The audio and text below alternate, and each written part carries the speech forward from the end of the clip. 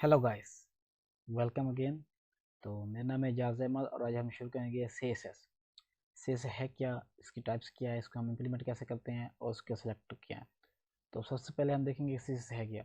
सी S S हमारे पास एक ऐसी लैंग्वेज है जिसके ज़रिए हम जितनी भी हमारे HTML की कोडिंग होती है उसको स्टाइलिंग करने के लिए, उसको क्रिएटिव बनाने के लिए हम सी एस एस यूज़ करते हैं। उसके बाद हमारे पास है types of C S S. तो इससे मतलब ये है कि हम सी एस एस को अप्लाई कैसे कर सकते हैं, किन वे से हम इनको अप्लाई कर सकते हैं। तो इनके लिए एक इंटरनल है, एक इनलाइन है और एक्सटर्नल है। हम तीनों तरीक़ों से अप्लाई करके देखेंगे कि हमारे पास काम कैसे उसका होता है। उसके बाद हमारे पास है सेलेक्टर क्या है। तो बेसिकली सेलेक्टर है क्या, सेलेक्टर हमारे पास ये होता है कि हमने जो जिस टैग पे हमने सी एस को अप्लाई करना होता है उसके लिए हमें एक सेलेक्टर चाहिए होता है। इसके लिए हमें टैग का भी नेम लिख सकते हैं। उसके बाद हमारे पास सेलेक्टर और भी हैं जिसे आईडी कहते हैं और क्लास कहते हैं। इसको भी हम अप्लाई करके देखेंगे कि अप्लाई क्लास और आईडी कैसे काम करती है। और इसके पूरे सिंटैक्स को सी एस एस को अप्लाई कैसे करते हैं उसके लिए हमारे एक डिक्लेरेशन होती है। डिक्लेरेशन में ये होता है हमारे पास एक प्रॉपर्टी होती है, प्रॉपर्टी और उसके बाद हमारे पास एक वैल्यू होती है। ये हम देखेंगे कि हमारे पास प्रॉपर्टी क्या क्या है, हमारे पास वैल्यू क्या क्या है। तो आज स्टार्ट करते हैं types of C S S. सबसे पहले मैं यहाँ पे एक स्ट्रक्चर बनाता हूँ। मेरे पास ऑलरेडी एक फाइल मेरे पास बड़ी पड़ी है। मैं इसको ओपन करता हूँ। यहाँ पे मैं इसका मैंने एक HTML लेआउट क्रिएट किया हुआ है। अभी यहाँ पे मैं एक डिव क्रिएट करता हूँ।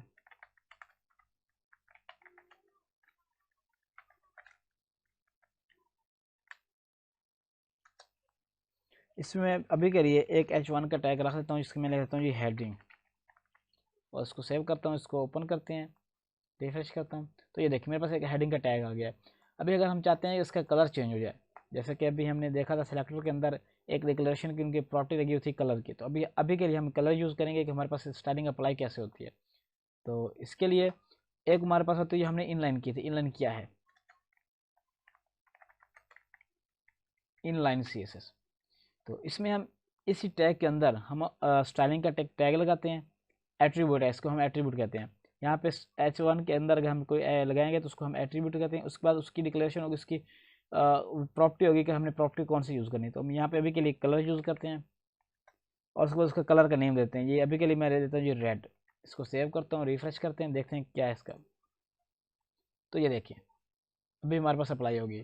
तो अभी मैं यहाँ पे अभी ये भी रहने देता हूँ और अभी मैं इंटरनल यूज़ करता हूँ। इंटरनल हमारा जो होता है वो हेड के टैग के अंदर हमें एक स्टाइल का टैग लगाना होता है। अगर आपने HTML पढ़ी है तो आपको पता होगा कि स्टाइल का टैग हमारा कहाँ लगता है। मैंने HTML के टैग भी ट्यूटोरियल्स भी दिए हुए हैं, आप वो देख सकते हैं। तो यहाँ मैं स्टाइल का टैग लगाता हूँ इसके अंदर। तो स्टाइल के टैग के बाद हम यहाँ पे लगाते हैं सेलेक्टर। जैसे कि हमने यहाँ पे पढ़ा है कि अभी के लिए हमारे पास सेलेक्टर जो होगा वो हमारे टैग का नेम होगा। तो अभी के लिए सेलेक्टर ये यूज़ करते हैं। उसके बाद मैं आपको बताऊंगा कि सेलेक्टर और कौन सी यूज़ कर सकते हैं। तो यहाँ पे मैं H1 लिखता हूँ और स्टाइलिंग करने के लिए हमें यहाँ पे ब्रैकेट चाहिए होती है, स्टार्ट की ब्रैकेट और एंड की। तो इसके सेंटर में हम इसके ब्रैकेट्स के इनसाइड जितना भी हमारा कंटेंट होता है, हमारा कोडिंग होती है, हम इस ब्रैकेट के सेंटर में करते हैं। तो यहाँ पे मैं यही प्रॉपर्टी देता हूँ, कलर, और इसकी वैल्यू देता हूँ जी ब्लू।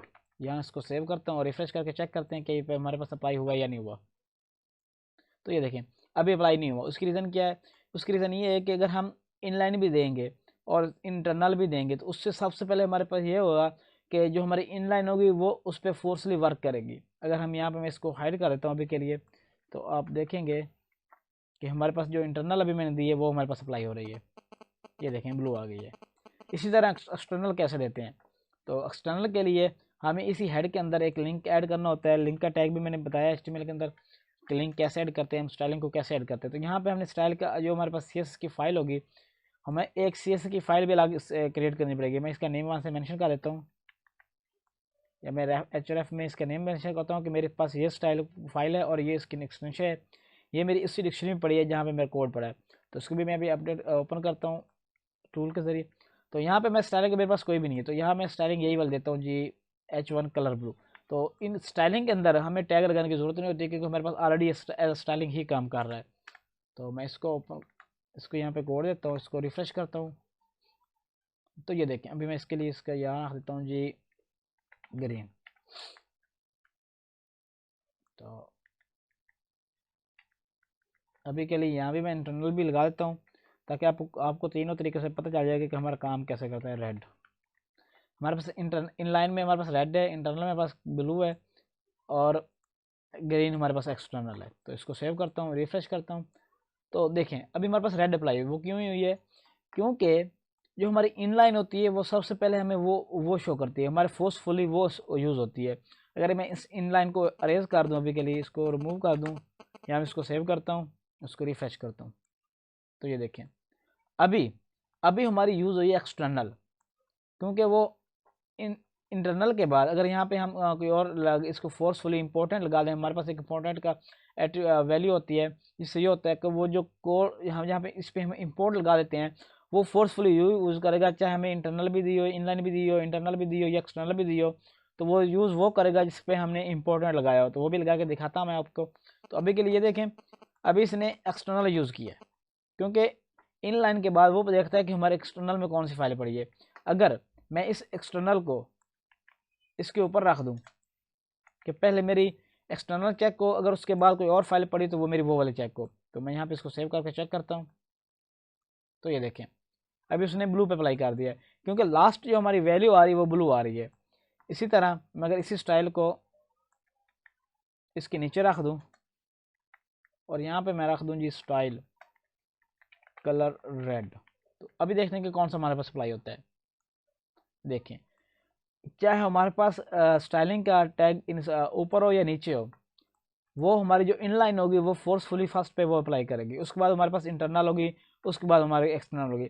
अगर इंटरनल हमारे पास टॉप पे है और हमारे एक्सटर्नल का जो लिंक है वो हमारा इंटरनल स्टाइलिंग के बाद ही हुआ है, यह मैं एग्जांपल देता हूँ, मैं यहाँ पे देता हूँ स्टाइलिंग टैग के बाद मैंने एक्सटर्नल का लिंक दिया हुआ है, तो हमारे पास जो भी अप्लाई होगी वो एक्सटर्नल वाली होगी। अभी इनलाइन आ रही है, इनलाइन को मैं अभी रिमूव करता हूँ, सेव करता हूँ, तो ये देखिए मेरे पास एक्सटर्नल आ रही है। तो वो यहाँ पे वो चेक हेड के अंदर वो चेक करता है कि मेरे पास पहले कौन सी वैल्यू आ रही है। अगर हमारे पास पहले इंटरनल की वैल्यू आ रही है तो वो यहाँ पे इंटरनल मतलब उसको अप्लाई करेगा। उसके बाद अगर एक्सटर्नल की आ रही है, क्योंकि हमारे पास एक्सटर्नल की फाइल यहाँ पे आ रही है, इसका मतलब ये है कि हमारी जो कोडिंग है, हमारी स्टाइलिंग है, इस टैग के अंदर आ रही है, तो ये इंटरनल के बाद आ रही है, तो ये अभी ये अप्लाई करेगा। अगर मैं एक्सटर्नल वाले लिंक इंटरनल के पहले दे दूँ तो उसके बाद वो पहले एक्सटर्नल चेक करेगा, उसके बाद इंटरनल चेक करेगा, उसके बाद हमारे पास इंटरनल की वाली वैल्यू होगी वो अप्लाई करेगा। आई होप यहाँ तक आपको समझ आ गई होगी। उसके बाद हमारे पास था सिलेक्टर। सिलेक्टर क्या है? तो बेसिकली सिलेक्टर जो हमारा होता है, मैंने अभी अभी भी बताया है कि सिलेक्टर जिस पे हमने एक स्टाइलिंग करनी होती है उसको मेंशन करने के लिए हमें उसको सिलेक्टर कहते हैं। उसको कोडिंग स्टाइलिंग देने के लिए हम सिलेक्टर यूज़ करते हैं, जिसमें हमारे पास सिलेक्टर होता है कि टैग का नेम, जो हमारे पास यहाँ पे टैग का नेम होगा, यहाँ पे मैं H1 और लिख देता हूँ, उसमें हेडिंग 2 लिख देता हूँ। मैं आपको ये भी समझाता हूँ कि ये मैंने क्यों लिखा है अभी। तो अभी मेरे पास जो स्टाइलिंग है, मैं भी इंटरनल भी खत्म कर देता हूँ, जस्ट एक्सटर्नल पे देता हूँ, क्योंकि हमारा जो काम होता है वो मोस्टली एक्सटर्नल पे होता है, इंटरनल बहुत कम यूज़ होती है। तो यहाँ पे मैंने हेडिंग 1 में H1 में हेडिंग दे दी और H1 में हेडिंग 2 भी दे दी है। तो यहाँ मैं चाहता हूँ कि मेरा जो कलर हो वो जस्ट 1 पे अप्लाई हो, सेकंड में अप्लाई ना हो। तो अभी मेरे पास H1 में कलर ग्रीन आ रहा है, मैं यहाँ पे रिफ्रेश करूँगा तो ये देखिए मेरे पास दोनों में कलर ग्रीन आ रहा है। उसकी रीज़न ये है कि वो सिलेक्टर देख रहा है कि ये सिलेक्टर H1 जहाँ जहाँ पे भी हो उस पर कलर ग्रीन कर दे। तो इसके बचने के लिए हमें एक यूज़ करते हैं क्लास। क्लास का हमारे पास एट्रीब्यूट है, यहाँ पे क्लास ऐड करते हैं, यहाँ पे हम उस क्लास का नेम देते हैं। आप नेम कुछ भी दे सकते हैं, मैं यहाँ पे लिख सकता हूँ जी head1। आप कोई भी क्लास का नेम दे सकते हैं, यहाँ पे डिपेंड होता है जहाँ जो आपको अच्छा लगे या आपको रिमेंबर मतलब याद रहे दिन में कि हमने हेडिंग में ये क्लास दी थी, तो बार बार हमने ये मोस्टली क्लास ये भी होता है कि हमारी क्लास बार बार भी रिपीट हो रही होती है। अगर हमारे पास एक हेडिंग टॉप पे है तो एक हेडिंग हमारे अगर बॉटम में या सेंटर में है, तो हम हेडिंग के लिए वो क्लास सेम भी यूज़ कर सकते हैं कि अगर हमारा कलर और बैकग्राउंड अगर कोई भी डिजाइनिंग हो हमारी सेम हो तो हम क्लास को भी दोबारा यूज़ कर सकते हैं। तो यहाँ मैं क्लास ये देता हूँ और यहाँ पे मैं क्लास लिखने के लिए हमें पहले डॉट लगाना होता है, उसके बाद उसके क्लास का नेम लिखना होता है। सिंपली डॉट लगाया, उसके बाद मैंने क्लास का नेम दिया, यहाँ पे मैं इसको सेव किया और रिफ्रेश करता हूँ, तो ये देखिए अभी जहाँ पे मैंने क्लास मेंशन की हुई है वहाँ पे मेरा कलर अप्लाई हो गया है, लेकिन जहाँ पे मैंने मेंशन नहीं की हुई वहाँ पे मेरा बाय डिफॉल्ट जो ब्लैक कलर आ रहा है। उसके बाद हमारे पास है आईडी। तो आईडी भी हमारी क्लास की तरह ही काम करती है, लेकिन आईडी में ये होता है कि हम एक पेज के अंदर हम एक ही आईडी को कॉल कर सकते हैं एक ही नेम से। एग्जाम्पल मतलब यहाँ पे हमारी आईडी है जी हेड टॉप। तो अगर मैंने आईडी किसी और जगह यूज़ करनी है, यहाँ पे मैं क्लास भी यूज़ कर सकता हूँ और आईडी भी यूज़, दोनों हम एक टाइम में यूज़ कर सकते हैं। तो यहाँ पे मैं जहाँ पे मैंने हेड टॉप लिखा, अगर मैं यहाँ पे हेड टॉप दूँ तो ये HTML के रूल के खिलाफ है। यहाँ पे हमको नेम चेंज करना पड़ेगा, क्योंकि अगर हम कोई प्रोजेक्ट करेंगे, जैसे हमारे पास बैकएंड के प्रोजेक्ट होते हैं, मतलब बैकएंड से कुछ डाटा लेके आना होता है, तो वो जो हमारा बैकएंड का डाटा होता है वो हमारा मोस्टली आईडी के अगेंस्ट काम करता है। तो अगर हमारी आईडी सेम होगी तो वो हमारा जो डाटा होगा वो मैस हो जाएगा और वो कोड जो होगा वह वर्क से नहीं करेगा। इसलिए आईडी के लिए हमें हमेशा नेम एक दूसरे से मुख्तलिफ देने पड़ेगा, हमेशा हमें यूनिक नेम देना पड़ेगा। तो यहाँ पे मैं हेड टॉप 1 भी रख देता हूँ, कोई भी नाम रख सकते हैं, लेकिन आईडी का नेम डिफरेंट हो, लेकिन क्लास जो होगी हम वो सेम रख सकते हैं। जैसे कि ये मेरे पास क्लास है, यहाँ में मैं एक पी का टैग ऐड करता हूँ, उसमें लिखता हूँ जी होम, और इसी में मैं ये क्लास देता हूँ जी हेड 1 की। अभी इसको सेव करता हूँ, रिफ्रेश किया तो ये देखिए मेरे होम पे भी हेड मेरे जो मैंने कलर दी था वो अप्लाई हो रहा है। तो आई होप यहाँ तक आपको समझ आ गई होगी कि हमारे पास सीएसएस क्या है, उसको हम इम्प्लीमेंट कैसे करते हैं, इंटरनल है, इनलाइन है, एक्सटर्नल है, उसके बाद हमारे पास सेलेक्टर क्या है। तो मिलते हैं अगले लेक्चर के साथ। थैंक्स।